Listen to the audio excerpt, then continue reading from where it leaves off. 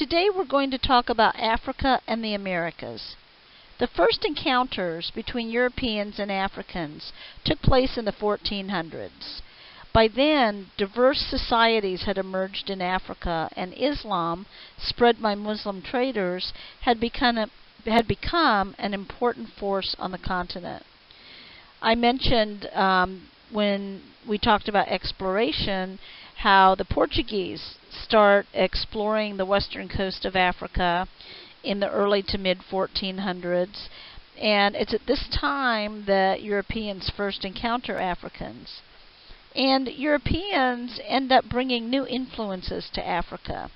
At the same time, though, the contact caused people and products from Africa to become part of the international exchanges that marked this first global age. So here you have the terms for today's lecture.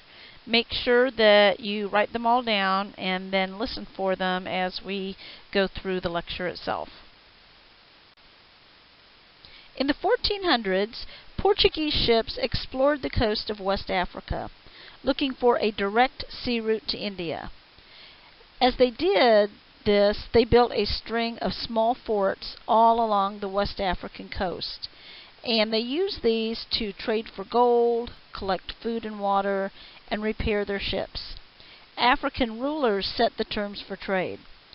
The Portuguese lacked the power or the resources to push into the African interior. They did, though, attack the coastal cities of West Africa.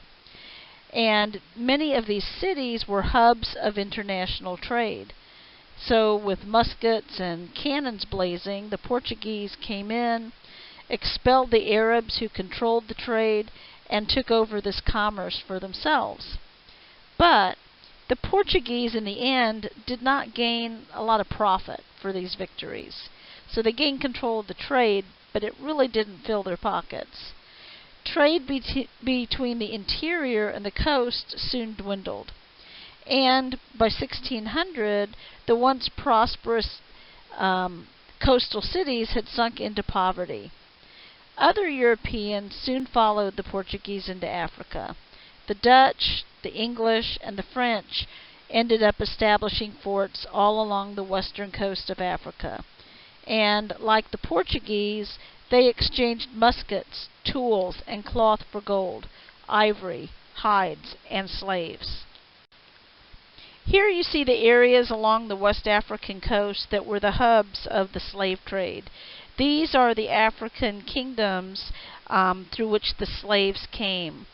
And it was these kingdoms that were generally participating with the Portuguese and then later the Dutch and others. And it was all along these coastal areas that the European sea captains would come, load their ships, and then bring the slaves over to the New World.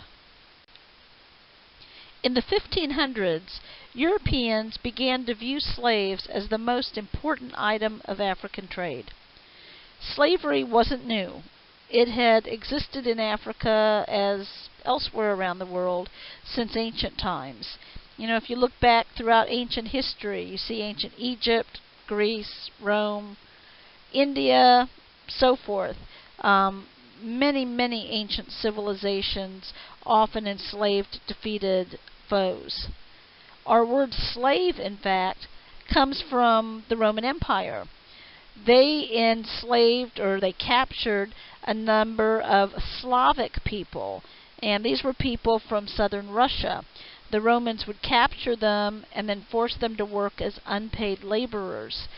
And so the word Slav, because they were Slavic people, represented who they were, and over time came to represent this idea of someone working as a forced labor. The Arab Empire also used slave labor, and often they were captives that they took from Africa. In the Middle East, a lot of enslaved Africans worked on farming estates or large-scale irrigation projects. Others became artisans, soldiers, or merchants. Some even rose to prominence in the Muslim world, even though they were officially slaves. Well, The Atlantic slave trade began in the 1500s to fill the need for labor in Spain's American empire. If you recall, I mentioned that they initially used the Native Americans to work in the mines, on the plantations, but what ends up happening is we move through the 1500s is that the Europeans unknowingly carried diseases to the New World, which decimated Indian populations, and just the harsh living conditions and the harsh work conditions also played a large part in killing off a lot of the Native Americans. So the Spanish turn to the Portuguese, who are involved in the slave trade in Africa, and they start importing Africans to fill that need.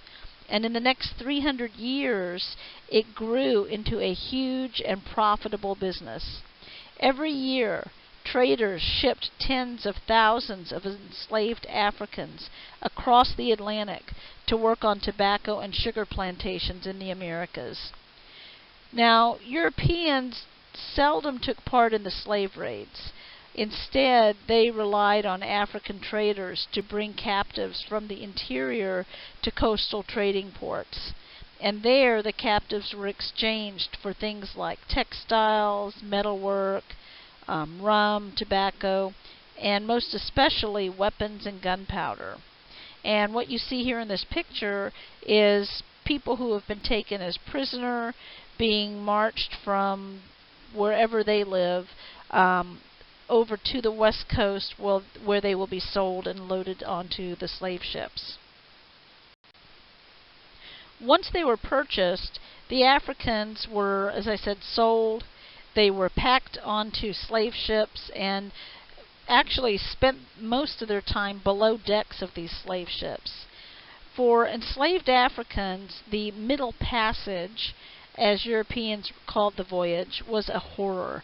You'd have hundreds of men, women, and children just crammed into a single ship.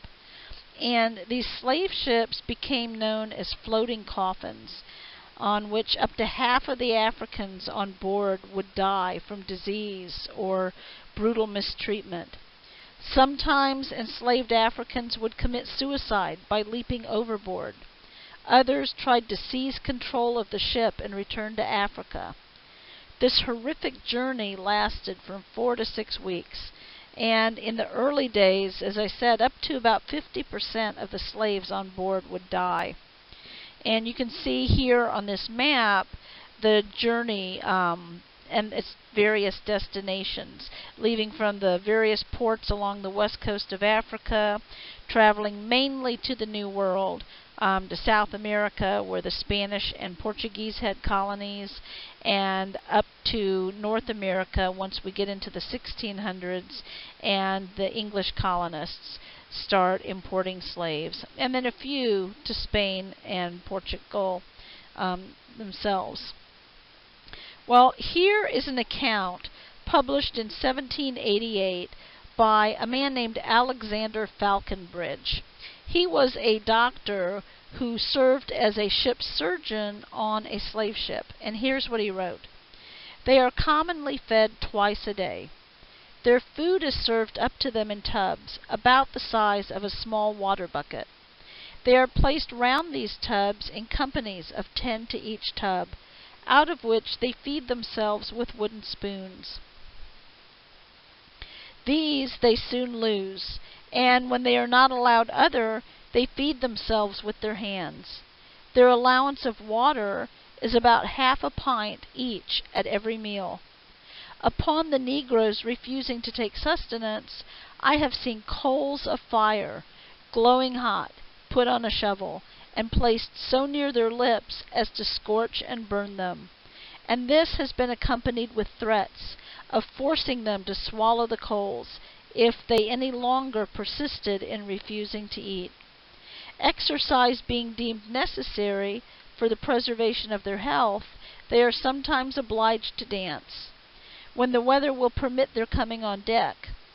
If they go about it reluctantly, or do not move with agility, they are flogged, a person standing by them all the time with a cat o' nine tails in his hand for that purpose. And a cat o' nine tails is a whip.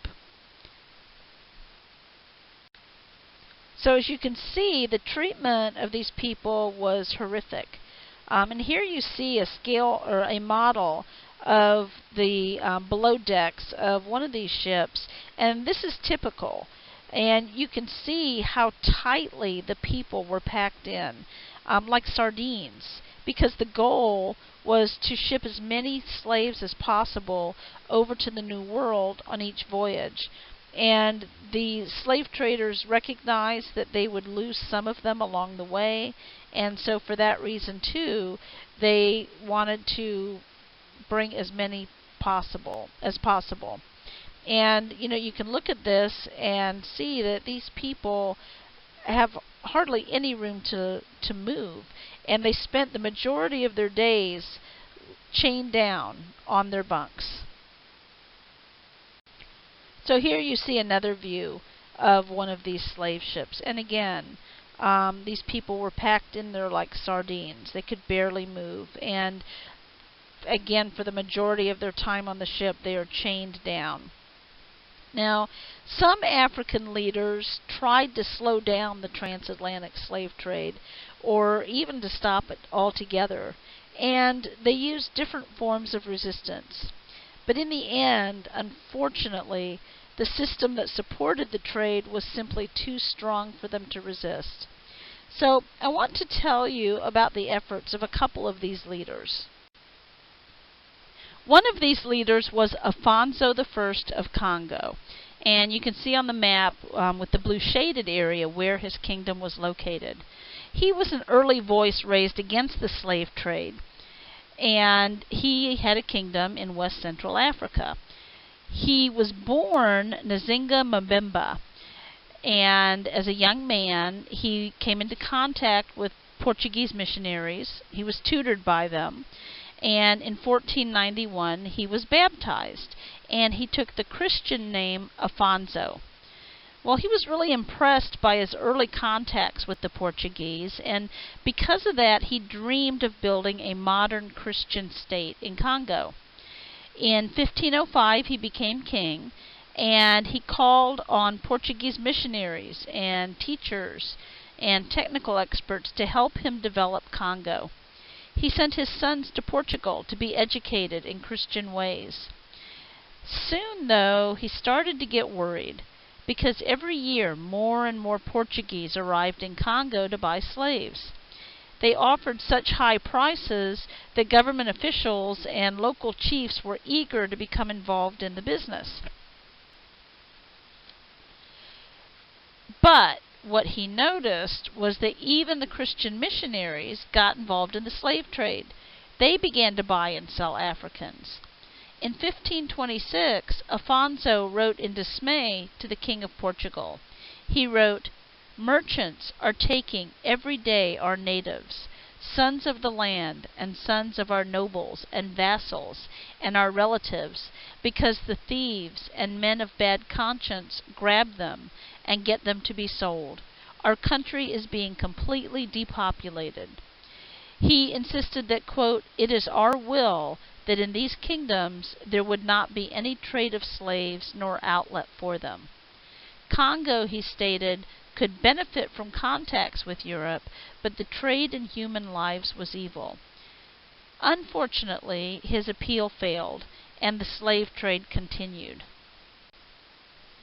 In the late 1700s, another African ruler, the Almami of Futatoro in northern Senegal, tried to halt the slave trade in his lands, and Almami was a title for African Muslim ruler. Well, unfortunately, he had no more success than Afonso had 200 years earlier. Since the 1500s, French sea captains had brought slaves from traders in Futatoro, and the Almami decided to put a stop to this practice. In 1788, he passed a law forbidding anyone to transport slaves through Futatoro for sale abroad. The sea captains were furious because this was interfering with their business. So they protested to the Almami and requested that he repeal the law. The Almami refused. He returned the presents the captains had sent him in hopes of winning him over to their cause. He said, "All the riches in the world would not make me change my mind." So he was victorious. He was thrilled. But his victory was short-lived. The inland slave traders just worked out another route for bringing their captives to the coast. Weighing anchor, the French captains sailed to the New Market, and there they supplied themselves with the slaves that the Almami had prevented them from buying in Senegal. There was no way the Almami could stop them. As a general rule, though, local rulers viewed the slave trade as a source of income. So what the Almami and Afonso tried to do was not the norm, because in general these rulers made money off of it. A lot of the rulers sent raiders into defenseless villages in search of victims. Participation in the slave trade was a matter of self-preservation. Even if an African ruler refused to supply slaves, he knew that his neighbor would supply them. So, in order to survive, he felt compelled to participate. Historians once thought that Europeans controlled the terms of the slave trade, and that they were able to get victims at bargain prices.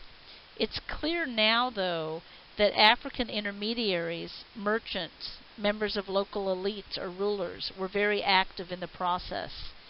They were often able to dictate the prices and numbers of slaves to European buyers, and payment to the slave merchant was often made in various types of imported goods, such as textiles, furniture, and guns.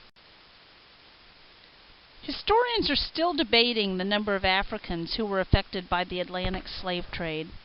In the 1500s, they estimate that about 2,000 enslaved Africans were sent to the Americas each year. In the 1780s, when the slave trade was at its peak, that number topped 80,000 a year.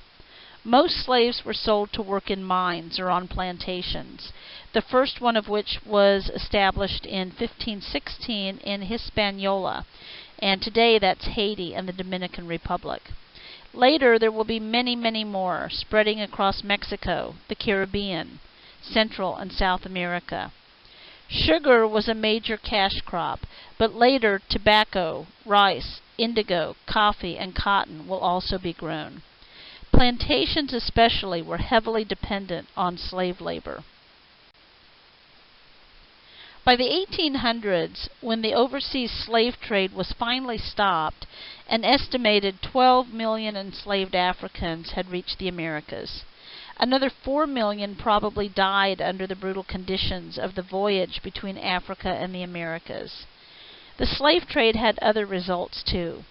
One of the most important was the loss of countless numbers of young men and women from West Africa.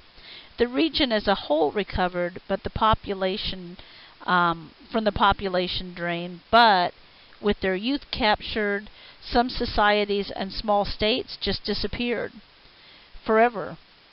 At the same time, there was a rise of new African states whose entire way of life depended on the slave trade.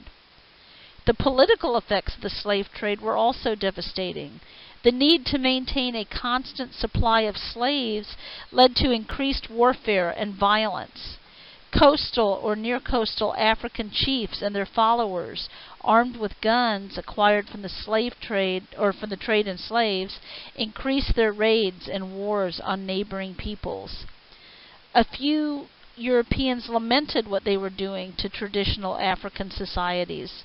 One Dutch slave trader remarked, "From us they have learned strife, quarreling, drunkenness, trickery, theft, unbridled desire for what is not one's own, misdeeds unknown to them before, and the accursed lust for gold." The slave trade continued, though, with devastating effects for some African states.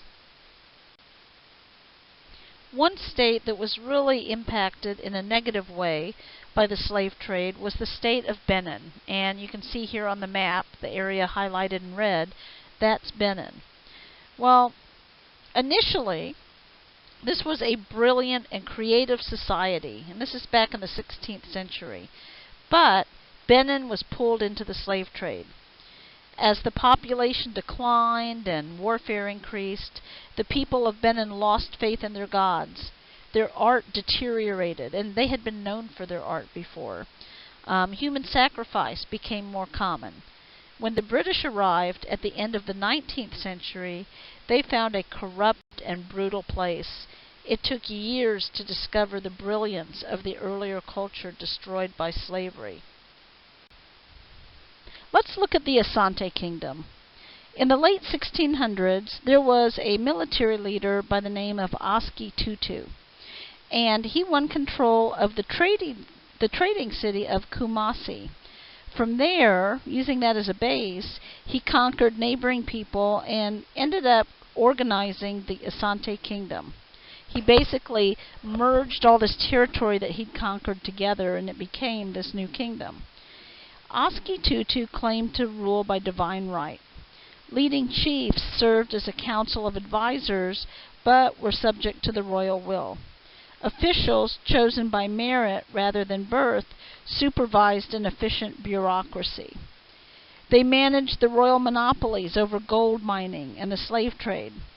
The Asante traded with Europeans on the coast, exchanging gold and slaves for firearms, but they were pretty shrewd in that they played off rival Europeans against each other to protect their own interests. The slave trade was one of the noticeable effects of the European presence in Africa between 1500 and 1800. European influence generally did not penetrate beyond the coastal regions. Only in a few isolated areas like South Africa and Mozambique were there signs that a permanent European presence was being established. In general, traditional political systems continued to exist. By the 16th century, monarchy had become a common form of government throughout much of the continent. Some states, like Benin, were highly centralized, with the king regarded as almost divine. And we see this again in the Asante Kingdom. The kingdom consisted of previously independent small states linked together by kinship ties and subordinated to the king. To provide visible evidence of this unity, each local ruler of a small state was given a ceremonial stool of office to serve as a symbol of the kinship ties linking the rulers together. And then the king had a golden stool to symbolize the unity of the entire state. Here you see examples of these stools. On the left, you see a stool that one of the local chiefs would have been given, and then on the right is the golden stool that the king himself has as a symbol of the unity of his kingdom.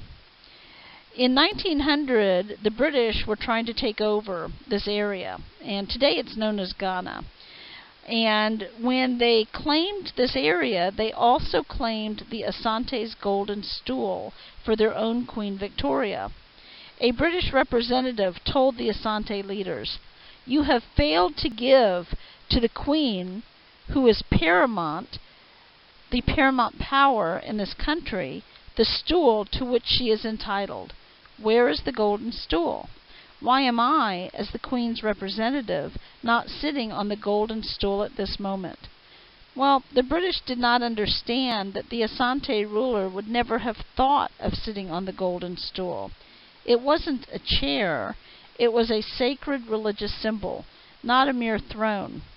To the Asante people, it symbolized royal power, and they also believed that it contained the spirits of their ancestors. So the Asante were insulted by the British demand. And in the name of the Queen Mother, the British were insulted because they weren't being given the stool. So, end result, the Asante went to war against the British. End result of that, they lost the war, and the British became their colonial master. Another area impacted by the European presence was Morocco. Inland areas of Africa were often indirectly affected by events elsewhere.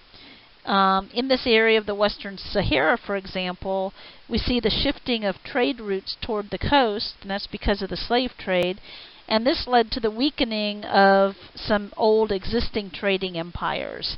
And in response, we see the rise of a new Moroccan dynasty in the late 16th century.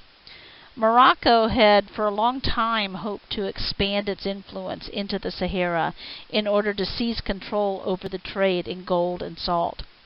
When his advisors warned against taking an army across the desert, the ruler of Morocco replied, quote, "You talk of the perilous desert we have to cross. You talk of the fatal solitudes, barren of water and pasture. But you forget those merchants, mounted or on foot, who regularly cross the wasteland which caravans have never ceased to cross. Far better supplied than they, I can do the same with an army that will inspire terror wherever it appears."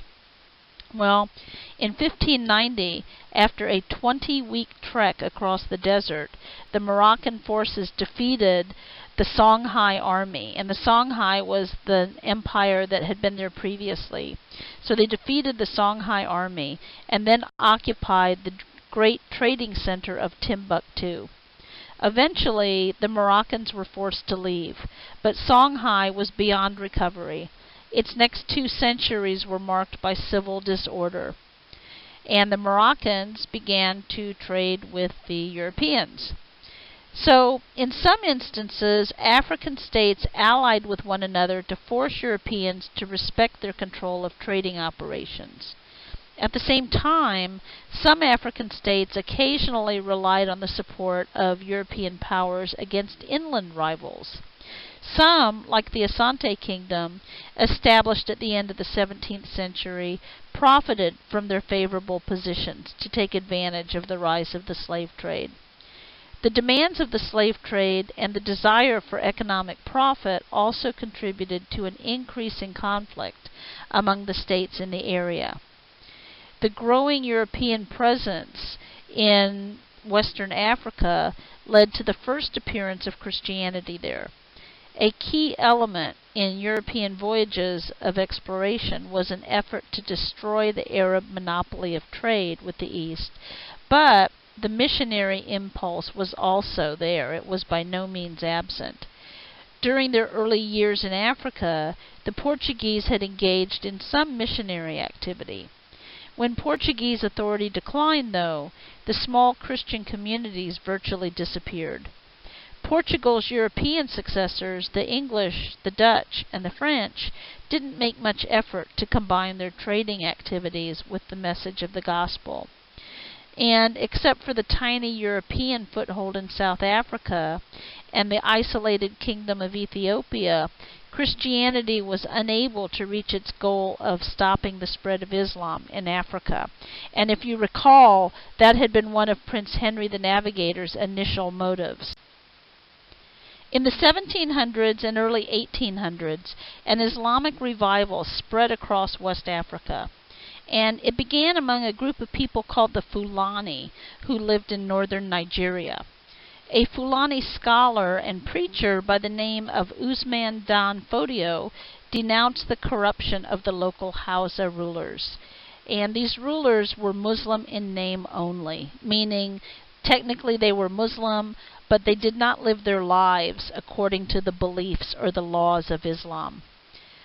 Dan Fodio called for social and religious reforms based on the Sharia or Islamic law. In the early 1800s, Usman inspired Fulani herders and Hausa townspeople to rise up against their rulers.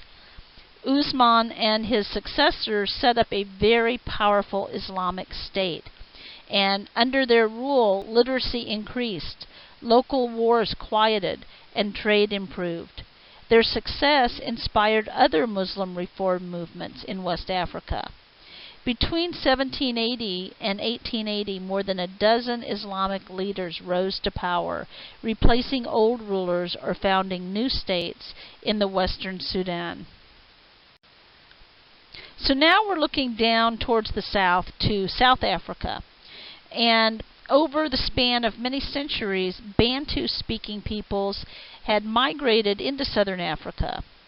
In 1652, Dutch immigrants also arrived in that region, and they built a city called Cape Town to supply ships sailing to or from the East Indies. Dutch farmers were called Boers, and they settled all around Cape Town. Over time, they ousted or enslaved the herders, the local people who lived there. The Boers were Calvinists, and they held to the Calvinist belief that they were the elect of God, and they looked on the Africans as inferiors. In the 1700s, Dutch herders and ivory hunters began to push north. As they did, they battled powerful African groups like the Zulus. The Zulus had migrated into southern Africa in the 1500s. By the early 1800s, they had emerged as a major force under a ruthless and brilliant leader named Shaka. Shaka built on the successes of earlier leaders who had begun to organize young fighters into permanent regiments. Between 1818 and 1828, Shaka waged relentless war and conquered a lot of the nearby people, and these are other tribes I'm talking about. He absorbed their young men and women into Zulu regiments. By encouraging rival groups to forget their differences, he cemented a growing pride in the Zulu kingdom. Under his leadership, the Zulu army became a formidable fighting force. As king, Shaka initiated a number of very effective military innovations. For example, he introduced 4-foot-high shields of oxhide, which were taller than earlier shields. He also developed a deadly stabbing spear with a short shaft and a broad blade. He constantly drilled his troops so that they could run 40 miles a day. He was a brilliant tactician and strategist. He organized his soldiers into regiments and trained them to fight in certain formations. One really successful formation was modeled on a charging buffalo. So if you can picture a buffalo, you're looking down at it. The bulky chest, or the center, consisted of experienced veterans. Reserves made up the rear. Swift, youthful warriors made up the horns that moved quickly to outflank enemy forces. Shaka's wars disrupted life across southern Africa. Groups driven from their homelands by the Zulus adopted Shaka's tactics. They then migrated north, conquering still other people and creating their own powerful states. Later, Shaka's half-brother took over the Zulu kingdom. Around this time, though, the Zulus are going to face a new threat: the arrival of well-armed, mounted Boers migrating north from the Cape Colony. What happens is that in 1806, the Cape Colony had passed from the British laws that abolished slavery and otherwise just interfered in their way of life. So the Boers, they didn't want to live under British rule. They didn't like the laws, so they loaded all of their goods into covered wagons and started northward. So they're going to move somewhere else. And in the late 1830s, several thousand Boer families joined this, what was called, Great Trek.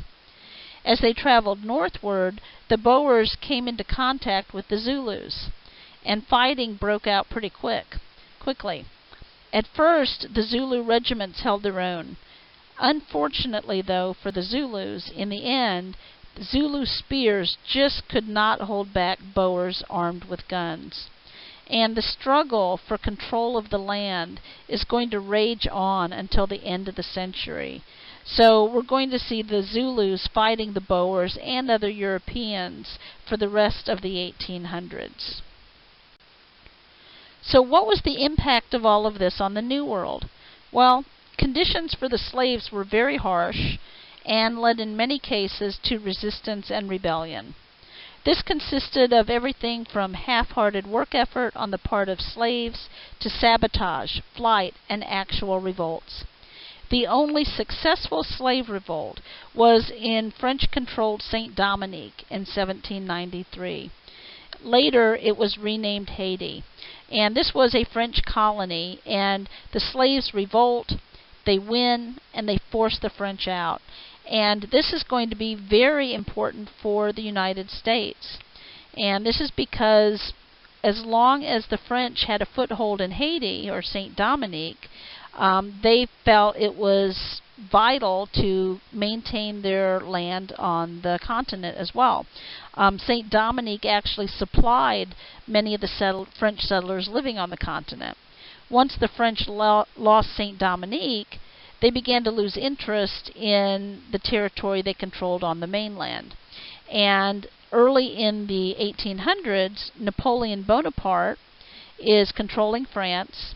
He needs resources to fight his wars in Europe, and he's already lost Saint-Dominique. France has already lost it. So he looks at the land France is controlling on the continent as just an anchor weighing him down. So he decides to dump it and take the money and run, basically, so that he can just focus on his European conquests. Well, this is fortunate for us because this land that he dumps becomes the Louisiana Purchase and doubles the size of our country. And that is because, as I said, of this successful slave revolt. Elsewhere, there were other revolts, but they were outgunned by European and American firepower.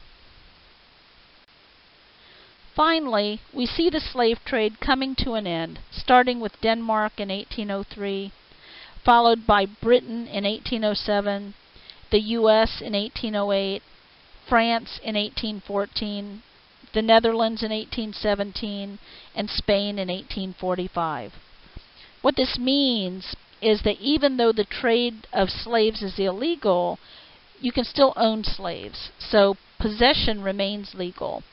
And unfortunately, the clandestine trade of slaves continues to 1867. We will finally see the emancipation of slaves beginning with the British colonies in 1833, then the French in 1848, the U.S. in 1865 after the Civil War, and Brazil in 1888. Saudi Arabia and Angola actually continue with slavery into the 1960s.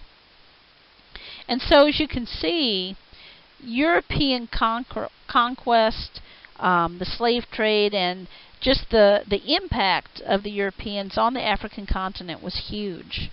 This continent was changed because of contact with the Europeans. And we'll see in the weeks to come where that will all lead.